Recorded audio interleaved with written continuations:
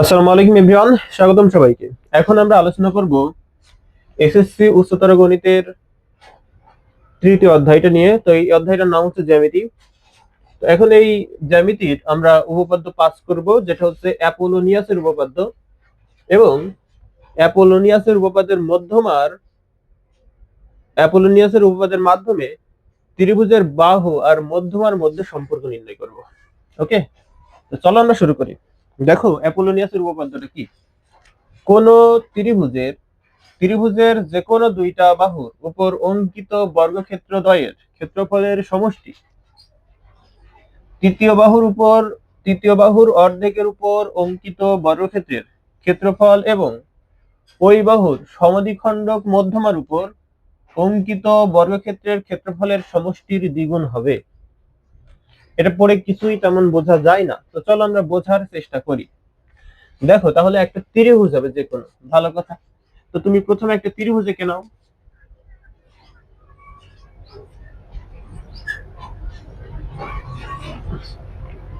তো মনে করো আমরা এই ত্রিভুজটা আঁকলাম, এটার নাম দিলাম এ বি সি ত্রিভুজ। ওকে, এখন দেখো এই ত্রিভুজের যে কোনো দুইটা বাহুর উপর অঙ্কিত বর্গক্ষেত্রদ্বয়ের ক্ষেত্রফলের সমষ্টি ত্রিভুজের যে কোনো দুইটা বাহুর উপর অঙ্কিত বর্গক্ষেত্রের ক্ষেত্রফলের সমষ্টি। তাহলে এই বাহুর উপর একটা বর্গক্ষেত্র যদি অঙ্কন করো, এই বাহুর উপর যদি তুমি একটা বর্গক্ষেত্র অঙ্কন করো এরকম হবে, তাহলে এর ক্ষেত্রফল কি হবে? এর একটা বাহুর মান যদি এবি হয় তাহলে এর ক্ষেত্রফল হবে এবি স্কয়ার। তাহলে এই বাহুর উপর অঙ্কিত বর্গক্ষেত্রের ক্ষেত্রফল এবি স্কয়ার। আমি আরেকটা বাহু নিচ্ছি, যে কোনো দুইটা বাহু বলেছে, তাহলে একটা বাহু আরেকটা বাহু নেব। এই বাহুর উপর অঙ্কিত বর্গক্ষেত্রের ক্ষেত্রফল কি হবে? একটা বাহুর এসে এসি, তাহলে ক্ষেত্রফল কি হবে? AC square. যে কোনো দুইটা বাহুর উপর অঙ্কিত বর্গক্ষেত্রের ক্ষেত্রফলের সমষ্টি, তাহলে এইটা যোগ এইটা, তাই তো? তো লেখো এবি স্কয়ার যোগ হচ্ছে এসি স্কয়ার। এটা এটা হবে তৃতীয় বাহুর অর্ধেক। তাহলে তৃতীয় বাহু কোনটা? এইটা। তাহলে এর অর্ধেক মনে করো এই পর্যন্ত হচ্ছে এর অর্ধেক, এর নাম দেওয়া হচ্ছে ডি, অর্ধেক। তার মানে এইটা আর এইটা কিন্তু সমান। অর্ধেক মানে কি? দুই ভাগে বিভক্ত। এইটা আর এটা সমান দুই ভাগে বিভক্ত হয়ে গেল এইটা দ্বারা, এই ডি বিন্দু দ্বারা। তাহলে অর্ধেক বলতে কি? এই বিডি, এই বিডি এর উপর তৃতীয় বাহুর অর্ধেকের উপর অঙ্কিত বর্গক্ষেত্রের ক্ষেত্রফল। তাহলে এর উপর আমি যদি একটা বর্গক্ষেত্র ভাবে অঙ্কন করি, তাহলে এর ক্ষেত্রফল কি হবে? একটা বাহু যদি বিডি হয় তাহলে ক্ষেত্রফল হবে বিডি স্কয়ার, বিডি স্কয়ার, তাই তো? তাহলে ভালো কথা, বিডি স্কয়ার। এবং ওই বাহুর মানে এই বাহুর যে সমদ্বিখণ্ডক, এই বাহুর এটা তো সমদ্বিখণ্ডক বিন্দু, আর সমদ্বিখণ্ডক মানে একটা সমদ্বিখণ্ডক রেখা থাকবে, যেটা এই শীর্ষ বিন্দু থেকে আসবে এখানে। তাহলে এইটা হলো সেই সমদ্বিখণ্ডক মধ্যমা, এইটা হলো সমদ্বিখণ্ডক মধ্যমা। এর উপর একটা বর্গক্ষেত্র যদি অঙ্কন করো, তাহলে এর ক্ষেত্রফল কি হবে? এর ক্ষেত্রফল হবে এডি স্কয়ার, তাই তো? একটা বাহুর মান যদি এডি হয় তাহলে এর ক্ষেত্রফল কি হবে? এডি স্কয়ার। এইটা আর মধ্যমার বর্গক্ষেত্রের ক্ষেত্রফল এইটা সমষ্টির দ্বিগুণ হবে এইটা। তার মানে তৃতীয় বাহুর অর্ধেক এইটা, তার ক্ষেত্রফল এইটা, আর তার মধ্যমা এইটা। এদের সমষ্টির এদের সমষ্টির এদের সমষ্টির দ্বিগুণ হবে, এদের সমষ্টির দ্বিগুণ হবে এইটা। ক্লিয়ার? আশা করি ক্লিয়ার হয়েছে। এখন এটা আমাদের প্রমাণ করতে হবে। তো প্রমাণ করার জন্য আমাদের হেল্প নিতে হবে উপপাদ্য 3 এবং উপপাদ্য 4। তো উপপাদ্য 3টা কি ছিল? উপপাদ্য 3টা দেখো, আমরা সংক্ষেপে লিখবো। হ্যাঁ, তিন উপপাদ্য 3টা ছিল স্থূল কোণের বিপরীত বিপরীত বাহু তার স্কয়ার, বিপরীত বাহু তার স্কয়ার সমান স্থূল কোণের সন্নিহিত বাহুদ্বয়ের বর্গের সমষ্টির সমষ্টি যোগ হচ্ছে 2 ইন্টু সন্নিহিত একটা বাহু ইন্টু অপর সন্নিহিত বাহুর লম্ব অভিক্ষেপ। এটা ছিল উপপাদ্য 3। আমি এটা তোমাদের জাস্ট বোঝার জন্য লিখেছি, এটা কিন্তু আসলে যেভাবে বর্ণনা সেভাবে না, বাট এইভাবে তুমি যদি পড়ো তাহলে তোমার মনে থাকবে জিনিসটা, সেই জন্য। তাহলে এইটা আর এখানে সন্নিহিত, এই সন্নিহিত বা ওটা সবসময় মনে রাখবে এটা হলো ভূমি। এটা কি? এটা ভূমি হবে। ওকে। আর উপপাদ্য 4টা কি ছিল? উপপাদ্য 4টা ছিল হচ্ছে সূক্ষ্ম কোণের, এখানে স্থূল কোণ আর এখানে জাস্ট সূক্ষ্ম কোণ। সূক্ষ্ম কোণের বিপরীত বাহু তার স্কয়ার ইজ ইকুয়াল টু সূক্ষ্ম কোণের সন্নিহিত বাহুদ্বয়ের বর্গের সমষ্টি। সন্নিহিত বাহুদ্বয়ের বর্গের সমষ্টি বিয়োগ, ওটা ছিল যোগ, এটা জাস্ট বিয়োগ, ওই একই। 2 ইন্টু সন্নিহিত একটা বাহু, এবং সেই বাহুটা হবে ভূমির। সেটা কিসের হবে? ভূমির। সেটা হবে ভূমির। ওকে, সেটা হবে ভূমি ইন্টু অপর সন্নিহিত বাহুর লম্ব অভিক্ষেপ। এইটা তাহলে এই ছিল আমাদের উপপাদ্য 3, এই হচ্ছে উপপাদ্য 4। এখন উপপাদ্য 3 আর 4 এর সাহায্যে যদি প্রমাণ করতে হয় তাহলে আমাদের একটা লম্ব অভিক্ষেপ আঁকা লাগবে, তাই না? তাহলে এঁকে ফেলি আমরা। আমরা এই এডি বাহুর যদি লম্ব অভিক্ষেপ আঁকতে চাই তাহলে এডি এর এটা হচ্ছে এক প্রান্ত আর এটা হচ্ছে এক প্রান্ত, তাই তো? তাহলে এই প্রান্তের লম্ব অভিক্ষেপ ঠিক লম্ব বরাবর এখানে এরকম হবে, তাই তো? এইটা হবে একদম লম্ব বরাবর। এই বিন্দুর ছায়া কোথায় পড়বে? এই জায়গায় পড়বে। আর এই বিন্দুর ছায়া এই জায়গায় পড়বে। আবার লক্ষ্য করো, আমরা যদি এই এ বিবাহুর লম্ব অভিক্ষেপ আঁকি, এ বিবাহুর যদি লম্ব অভিক্ষেপ আঁকি, তাহলে বি বিন্দুর ছায়া কিন্তু এখানেই পড়বে, বাট এ বিন্দুর ছায়া আবার এখানেই পড়বে, তাই না? এ বিন্দুর ছায়া কোথায় পড়বে? এই জায়গায় পড়বে। তাহলে এখন এই আমরা যদি এডি রেখার লম্ব অভিক্ষেপ বলি তাহলে বলবো এখান থেকে এর নাম যদি ডি, তাহলে এখানে বিডি হবে। সরি, কিন্তু ডি আছে, তাহলে এখানে ই দিতে হবে, ই ই। তাহলে এডি রেখার লম্ব বিক্ষেপ কি? ডিই। আর এবি রেখার লম্ব বিক্ষেপ কি? বিই। ওকে। এখন দেখো, আমরা এই উপপাদ্য 3 আর উপপাদ্য 4 এর সাহায্যে এটা প্রমাণ করব। তো এখানে লিখে নেব প্রথমে উপপাদ্য 3 এর সাহায্যে। উপপাদ্য 3 এর সাহায্যে উপপাদ্য 3 এর সাহায্যে তো উপপাদ্য 3-এ আমাদের একটা ত্রিভুজ নির্বাচন করতে হবে, যে এই ত্রিভুজটা হবে স্থূলকোণী ত্রিভুজ। একটা ত্রিভুজ নির্বাচন করতে হবে যেটা হবে স্থূলকোণী ত্রিভুজ। তা তুমি যদি দেখো তাহলে দেখবে এখানে স্থূলকোণী ত্রিভুজ আছে এ বি ডি। এটা তুমি যদি নাও এ বি ই, এটা কিন্তু একটা সমকোণী ত্রিভুজ। আবার তুমি যদি এখানে এপাশে আসো এ ডি সি, এটা কিন্তু একটা সূক্ষ্মকোণী ত্রিভুজ। তাই তুমি যেভাবে আসো তুমি দেখবা যে এখানে স্থূলকোণী ত্রিভুজ শুধুমাত্র আছে এ বি ডি। এইটা, তাহলে এইটা লেখো, সাহায্যে ত্রিভুজ এ বি ডি হতে ত্রিভুজ এ বি ডি হতে। ওকে, এখন দেখো এই সূত্রের সাথে মিলাও স্থূলকোণের বিপরীত বাহু তার স্কয়ার। তার স্থূলকোণ কোনটা? এইটা। এর বিপরীত বাহু কোনটা? এর বিপরীত বাহু হচ্ছে এইটা। তাহলে এর স্কয়ার মানে কি? এ বি স্কয়ার। ভালো কথা, এখানে লেখো তাহলে এ বি স্কয়ার সমান কি হবে বলতো? স্থূলকোণের সন্নিহিত বাহুদ্বয়ের বর্গের সমষ্টি। তাহলে স্থূলকোণের সন্নিহিত বাহু কোনটা? এই বিডি আর হচ্ছে এডি। তাহলে এদের বর্গের সমষ্টি, তাই না? তাহলে এডি স্কয়ার যোগ বিডি স্কয়ার, অথবা বিডি স্কয়ার যোগ এডি স্কয়ার লেখো। বিডি স্কয়ার যোগ হচ্ছে এডি স্কয়ার লিখলাম।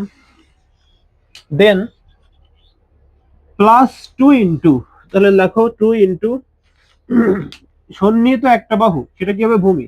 তাহলে সন্নিহিত একটা বাহু সেটা ভূমিতে থাকবে, তাহলে সেটা কি? বিডি। নাও বিডি ইন্টু, গুণ মানে ইন্টু, অপর সন্নিহিত বাহুর লম্ব বিক্ষেপ। তাহলে অপর সন্নিহিত বাহু কোনটা? এডি। এর লম্ব বিক্ষেপ কতটুকু? এখান থেকে এইটুকু, ডিই। তাহলে এখানে লেখো ডিই। এটা তো 1 নম্বর সমীকরণ। ওকে, এখন দেখো আমাদের তো প্রমাণ করতে হবে হলো A B square plus AC square, তাই না? তার মানে এসি যুক্ত আছে এমন একটা ত্রিভুজ নির্বাচন করতে হবে। এসি যুক্ত আছে কোন ত্রিভুজে বলো তো? এই দেখো, আমরা যদি এখানে একটা ত্রিভুজ নিই A D C, A D C, তাহলে দেখো তো এখানে এসি যুক্ত আছে কিনা। তাহলে এই ত্রিভুজটা আমরা যদি নির্বাচন করি এবং এখানে যদি আমরা একটা সূক্ষ্মকোণ ধরে নেই, এটা যদি আমরা সূক্ষ্মকোণ ধরি, এইটাকে যদি আমরা সূক্ষ্মকোণ ধরি, এইটাকে আমরা সূক্ষ্মকোণ ধরতে পারবো না। এইটাকে সূক্ষ্মকোণ ধরলে তো এইটা বিপরীত বাহু হয়ে যাবে। আমাদের সূক্ষ্মকোণ ধরতে হবে এইটা, তাহলে এইটা বিপরীত বাহু হবে, তখন এর সাথে দেখো মিলে যাবে। সেই জন্য তুমি এইটা ধরতে পারবে না, তোমার ধরতে হবে এইটা। তাহলে ত্রিভুজ এ ডি সি এ, ত্রিভুজ এ ডি সি এ উপপাদ্য কার সাহায্যে? 4 এর সাহায্যে। তাহলে লেখো উপপাদ্য 4 এর সাহায্যে ত্রিভুজ এ ডি সি হতে, এ ডি সি হতে। ওকে, এখন যদি এই সূত্রের সাথে মেলাও তাহলে কি হয় জিনিসটা দেখো। সূক্ষ্মকোণের বিপরীত বাহু, তাহলে এইটা হলো সূক্ষ্মকোণ আমরা ধরেছি, তাহলে এর বিপরীত বাহু কোনটা? এইটা এসি। তাহলে লেখো এ সি স্কয়ার সমান কি হবে? সূক্ষ্মকোণের সন্নিহিত বাহুদ্বয়ের বর্গের সমষ্টি। তাহলে সূক্ষ্মকোণের সন্নিহিত বাহু কোনটা কোনটা আছে? এইটা সূক্ষ্মকোণ, এর সন্নিহিত বাহু এইটা আর এইটা। এটা তো বিপরীত বাহু, এসি তো বিপরীত বাহু। আমরা ত্রিভুজ নির্বাচন করেছি কোনটা? এ ডি সি, এটা ত্রিভুজ নির্বাচন করেছি, তাহলে এটা ছিল বিপরীত বাহু। এটা আমরা সূক্ষ্মকোণ ধরেছি, তাহলে সূক্ষ্মকোণের সন্নিহিত বাহু হলো এডি এবং সিডি। তাহলে এদের সমষ্টি লেখো, এদের বর্গের সমষ্টি। তাহলে এডি স্কয়ার যোগ হচ্ছে সিডি স্কয়ার। ওকে, তারপর কি বলছে? বিয়োগ দাও, বিয়োগ সন্নিহিত বাহুর যে কোনো একটা, সেটা কি নিতে হবে? ভূমি নিতে হবে। তাহলে সন্নিহিত বাহুর এইটা হলো ভূমি, তাহলে নাও। তার আগে 2 আছে, দাও 2। সন্নিহিত বাহুর যে কোনো একটা, সেটা কি হবে? ভূমি। তাহলে ভূমি কোনটা আছে? ডিসি বা সিডি। তাহলে লেখো এখানে সিডি ইন্টু অপর সন্নিহিত বাহুর লম্ব বিক্ষেপ। তাহলে অপর সন্নিহিত বাহু কোনটা? এটা নিয়ে নিচ্ছ। অপর সন্নিহিত বাহু কোনটা? এডি। তাহলে এডি এর লম্ব বিক্ষেপ কোনটা? এই যে ডি। তাহলে এখানে লেখো ডি, ডি স্কয়ার, তাই না? এডি স্কয়ার রাখো প্লাস সিডি এর পরিবর্তে সিডি আর বিডি না সমান? সিডি আর বিডি না সমান? সিডি সমান বিডি, তাই তো? কেন বলো তো? সিডি আর বিডি সমান এই কারণেই, এই ডি বিন্দুটা ছিল এই বিসি বিন্দুর মধ্যবিন্দু। তাহলে মধ্যবিন্দু যদি হয় তাহলে এইটার এটা সমান হয়। তাহলে আমরা এই সিডি এর পরিবর্তে বিডি লিখবো। তাহলে এখানে লেখো বিডি স্কয়ার মাইনাস 2 ইন্টু এই সিডি এর পরিবর্তে কি লিখবা? BD into D. এইটা দেওয়া হচ্ছে 2 নম্বর সমীকরণ। এটা কয় নম্বর সমীকরণ? 2 নম্বর সমীকরণ। ক্লিয়ার বিষয়টা? এখন দেখো তোমাদের এখানে একটা জিনিস মনে রাখতে হবে, সেটা হচ্ছে তোমার বাম পক্ষের দিকে তাকাতে হবে। প্রথমে দেখতে হবে যে এখানে কি কি দিয়ে আছে। এখানে দিয়ে আছে A B R AC, AB R AC, আর তোমার মধ্যমাটা কি এডি। তাহলে তোমার লক্ষ্য রাখতে হবে এমন একটা ত্রিভুজ মানে নিতে হবে, মোট দুইটা ত্রিভুজ নিতে হবে। দুইটা উপপাদ্যের সাথে যদি করবো তাহলে দুইটা ত্রিভুজ নিতে হবে, এবং সেই দুইটা ত্রিভুজ এমন ভাবে নিতে হবে যেন এবি থাকে এবং মধ্যমা থাকে, এবং আরেকটা ত্রিভুজ হবে যেন এসি থাকে এবং মধ্যমাও থাকে। তো দেখো আমরা প্রথম ত্রিভুজ কোনটা নিয়েছি, প্রথম ত্রিভুজ নিয়েছি এ বিডি, মানে এ বিডি, এ বিডি, এ বিডি, দেখো তো মধ্যমা আছে প্লাস এবি আছে, ঠিক আছে। তারপরের ত্রিভুজ কি নিয়েছি এ ডিসি, এ ডিসি, দেখো মধ্যমা আছে এবং এই এসি বাহু আছে। তাহলে এইভাবে কিন্তু দুইটা ত্রিভুজ তোমার নিতে হবে, উল্টাপাল্টা নিলে কিন্তু হবে না, এই বিষয়টা অবশ্যই মনে রাখবা। ওকে, এখন আমরা যদি 1 নাম্বার আর 2 নাম্বার সমীকরণ যোগ করে দিই তাহলে আমাদের এই সূত্রটা চলে আসবে। চলো যোগ করা যাক। তাহলে এখন লেখো 1 যোগ 2 করে পাই, 1 যোগ 2 করে পাই। তো কি পাবা, এর লেফট হ্যান্ড সাইড যোগ এর লেফট হ্যান্ড সাইড, তার মানে এসি, এই এবি স্কয়ার যোগ হচ্ছে এসি স্কয়ার সমান এর এর রাইট হ্যান্ড সাইড যোগ এর রাইট হ্যান্ড সাইড, তাহলে এর রাইট হ্যান্ড সাইড কত আছে বিডি স্কয়ার যোগ এডি স্কয়ার যোগ 2 ইন্টু বিডি ইন্টু ডিই, এটা এবার যোগ করছো, তাহলে এর লেফট হ্যান্ড সাইড এর রাইট হ্যান্ড সাইড যোগ করো, তাহলে যোগ এডি স্কয়ার যোগ BD square minus 2 into BD into DE. Okay, এখন দেখো এইটা আর এইটা একই জিনিস, 2 into BD into D, 2 into BD into D, একটা জায়গায় প্লাস আর একটা জায়গায় মাইনাস, তাহলে কেটে যায় এরা। বিডি স্কয়ার কয়টা আছে একটা আর একটা দুইটা, তাহলে লিখতে পারবা 2 বিডি স্কয়ার, তাই তো, প্লাস এডি স্কয়ার কয়টা আছে একটা একটা দুইটা, তাহলে 2 এডি স্কয়ার, এর দুইটার কাছে যদি একটু কমান নাও তাহলে কি হবে বিডি স্কয়ার যোগ হচ্ছে এডি স্কয়ার, আর এ পাশে কি ছিল এবি স্কয়ার যোগ এসি স্কয়ার। দেখো এটার সাথে মিলে গেছে, AB square AC square 2 into BD square যোগ এডি স্কয়ার, দেখো মিলে গেছে। তাহলে এটা প্রমাণ হয়ে গেল। তাহলে এটা প্রমাণ করলাম আমরা উপপাদ্য 3 এবং উপপাদ্য 4 এর সাহায্যে। তোমরা উপপাদ্য 3 এবং উপপাদ্য 4 এইভাবে মনে রাখবা, ক্লিয়ার, তাহলে মনে থাকবে। দেন আমরা অ্যাপোলোনিয়াসের উপপাদ্যের মাধ্যমে ত্রিভুজের বাহু আর মধ্যমার মধ্যে সম্পর্ক নির্ণয় করব। ওকে, ত্রিভুজের বাহু এবং মধ্যমার মধ্যে সম্পর্ক নির্ণয় করব। তো দেখো প্রথমে একটা ত্রিভুজ আঁকো, প্রথমে একটা ত্রিভুজ আঁকলাম। তো এই বাহুর মধ্যবিন্দু মনে করে এই, তাহলে এর মধ্যমাটা কি হবে, এখানে এটা হবে মধ্যমা। আর যদি আমরা যদি এই এই এই বিন্দুর মধ্য এই বাহুর মধ্য বা বিন্দু চিহ্নিত করি তাহলে এমন হবে, তাই তো, এমন জায়গায় হবে। এখন এইটাতে যোগ করে দাও তাহলে হয়ে যাবে এই বাহুর মধ্যমা, এবং এখানেও একটা মধ্যমা আঁকো। এখন এইটাতে যোগ করে দাও তাহলে হয়ে যাবে এইটা এর মধ্যমা। বাহুগুলোর নাম আমি দিলাম যথাক্রমে এ বি সি, বাহুগুলোর কি কি নাম দিলাম এ বি সি, এবং মধ্যমাগুলোর নাম দিচ্ছি আমি, একটা মধ্যমার নাম দিলাম আমি ডি,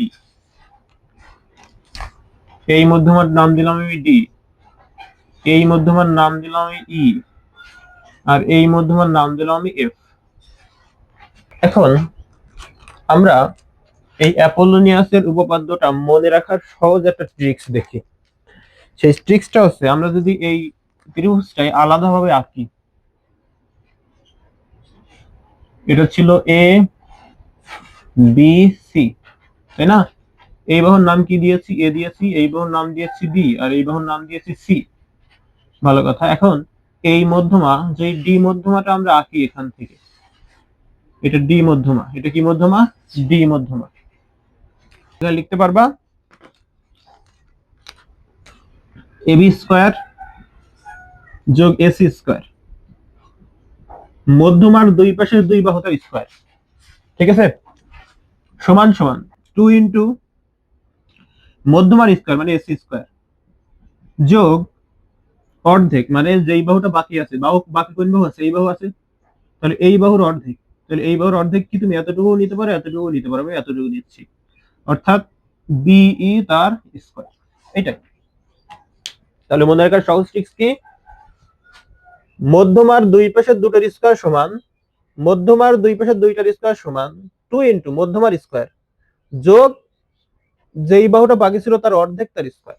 এখন আমরা এই ট্রিক্সটা খাটিয়েই অ্যাপোলোনিয়াসের উপপাদ্যের মাধ্যমে ত্রিভুজের বাহু ও মধ্যমার মধ্যে সম্পর্কটা নির্ণয় করব। তো চলো শুরু করি। আমরা যদি প্রথমে ডি মধ্যমাটা নেই, তাহলে এই মধ্যমা আর এই মধ্যমা এখন নেই, আমরা শুধু ডি মধ্যমাটা নিচ্ছি। কোন মধ্যমা নিচ্ছি? ডি মধ্যমা। তাহলে মধ্যমা যদি ডি নেই, তাহলে অ্যাপোলোনিয়াসের সূত্র অনুসারে কি লিখতে পারবো, মধ্যমার দুই পাশে দুই বাহু তার স্কয়ার। তাহলে মধ্যমার দুই পাশে দুই বাহু কি কি আছে, একটা হলো এ বি আর একটা হলো এসি। তাহলে লেখো, তাহলে প্রথমে লিখে নিবা যে মধ্যমা মধ্যমা ডি এর জন্য, ডি এর জন্য, ওকে, ডি এর জন্য অ্যাপোলোনিয়াসের উপপাদ্য খাটিয়ে, অ্যাপোলোনিয়াসের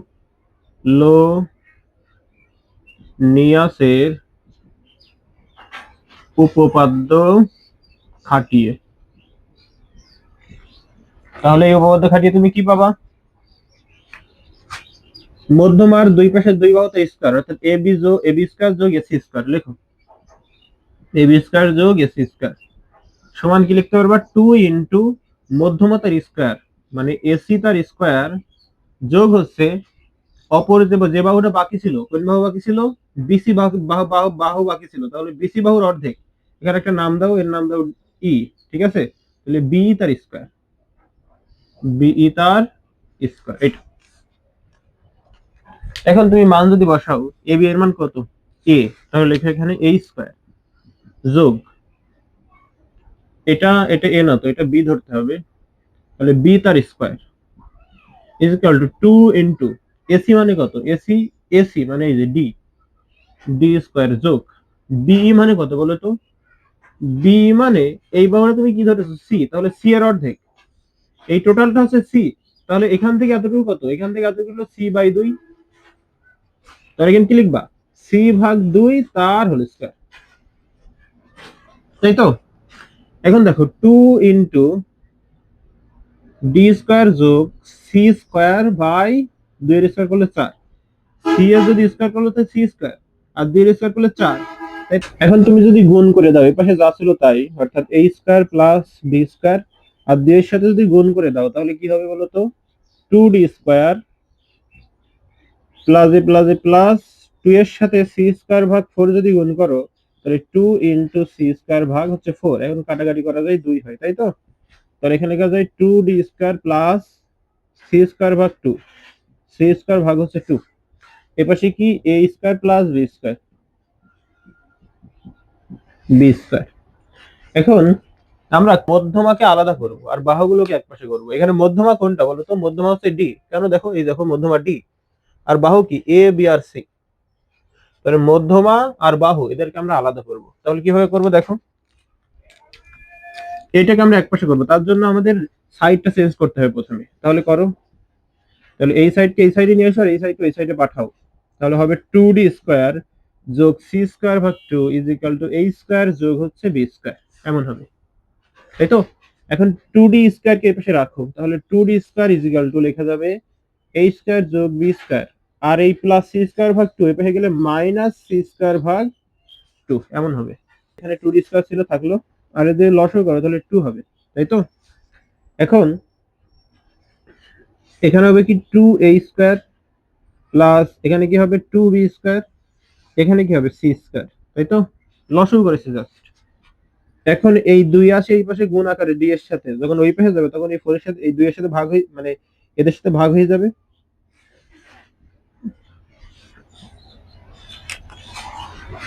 এখন যদি এই 2 কে ওই পাশে পাঠাও, তাহলে d স্কয়ারের সাথে 2 আছে কি গুণ আকারে, তাহলে যখন ওই পাশে যাবে তখন ভাগ হবে, তাহলে দেখো 2a² plus 2b² minus c² divide by 2 ছিল, থাকলো।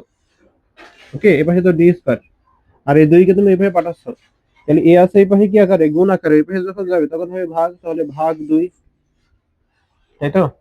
এখন দেখো এই ভাগ কি গুণ দিয়ে উল্টিয়ে দেওয়া যায়, তাহলে উল্টালে কি হয়, 2a² যোগ 2b² মাইনাস c² ভাগ হচ্ছে 2, আর এই ভাগকে যদি গুণ দিয়ে উল্টাও, এর নিচে মনে মনে 1 আছে, 1 যাবে উপরে আর 2 আসবে নিচে। এখন 1 এর সাথে এটা গুণ করলে যা তাই, অর্থাৎ 2a² plus 2b² minus c², আর নিচে 2 আর 2 গুণ করলে 4। তাহলে আমরা ফাইনালি d² সমান কি পেলাম,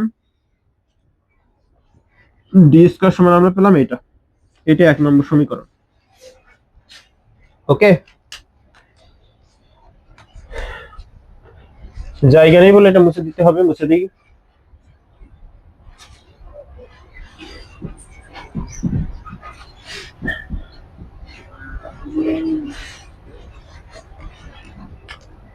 অনুরূপ ভাবে আমরা বাকি যে দুইটা কর্ণ আছে অর্থাৎ ই আর এফ, এদের ক্ষেত্রে কিভাবে লিখতে পারি দেখো।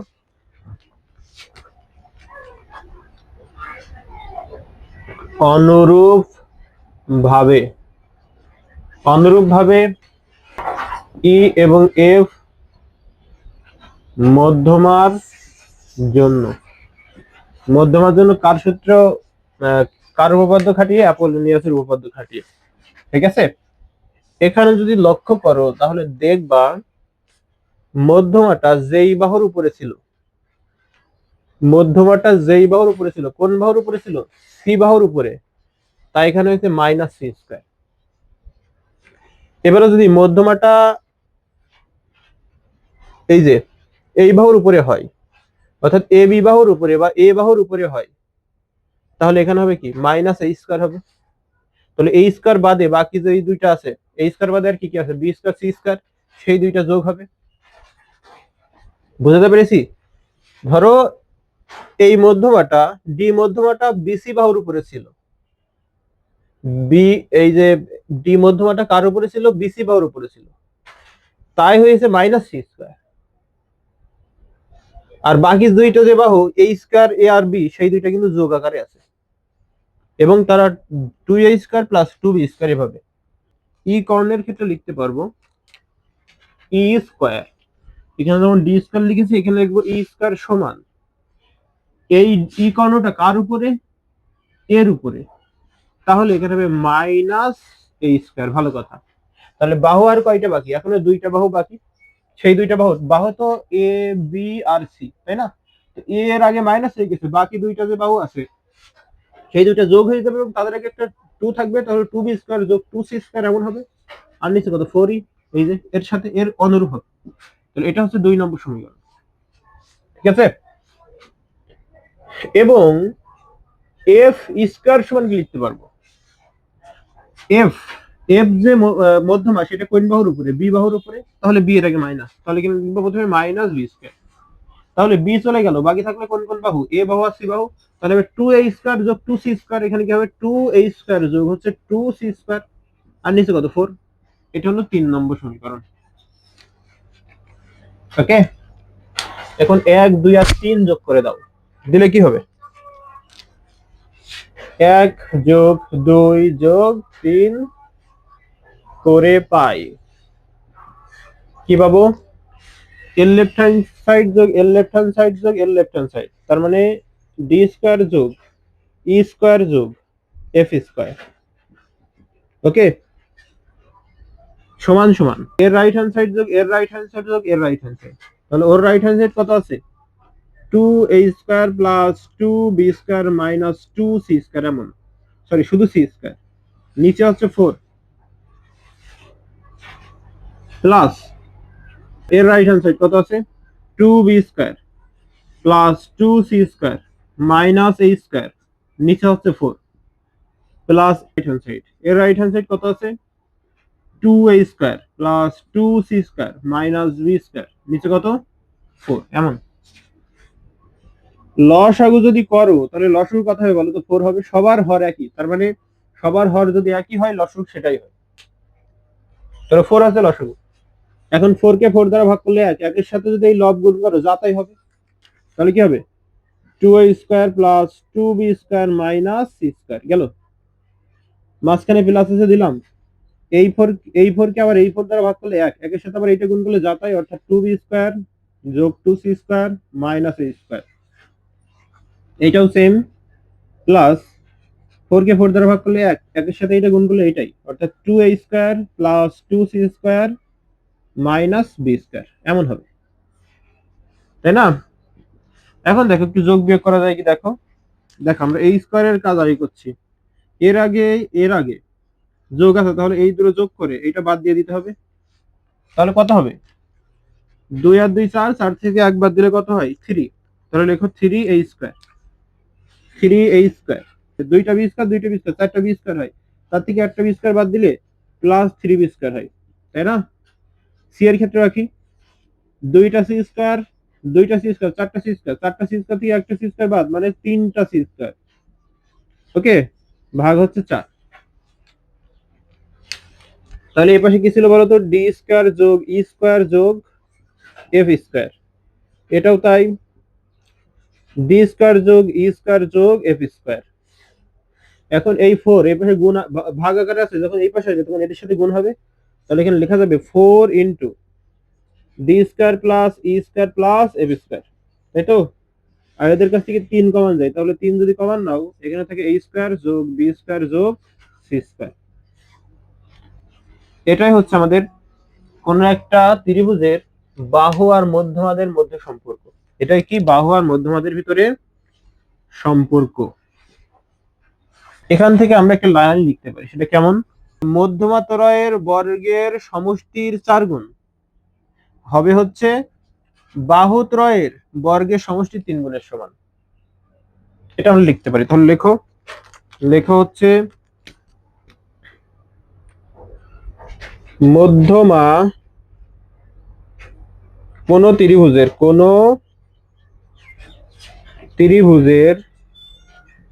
মধ্যমা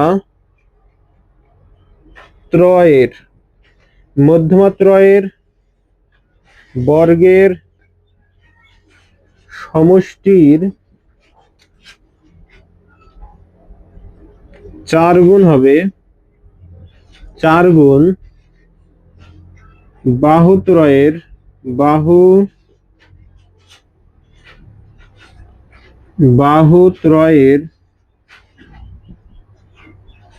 বর্গের